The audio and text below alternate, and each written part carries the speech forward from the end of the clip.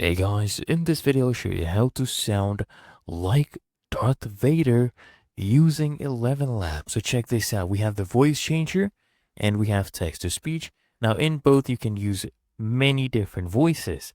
First we need to create a voice. So come here to voices, click on the plus icon. I promise it's going to take less than 2 minutes.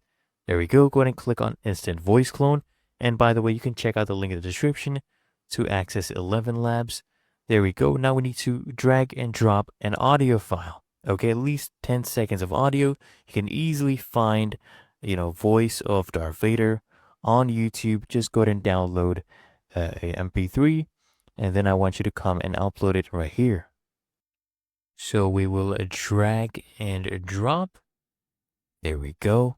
And then make sure you have this toggled on. Remove background noise from audio recordings. Go ahead and click on next right here. Then we're going to add a language and some description for our voice as well as the name.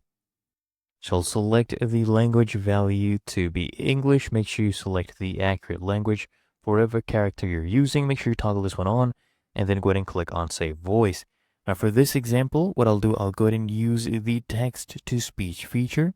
Of course, you can speak with yourself and use that voice as well. Okay, so I'll go ahead and use this text right here. Okay, and just make sure you're using ElevenLabs Multilingual V2. This is the latest version. Speed, I'll keep it at 1.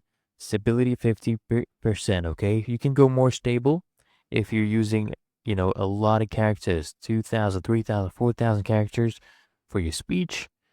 Similarity, I'll keep it at 75%. I'll exaggerate the style a little bit. So we'll keep it at 30%.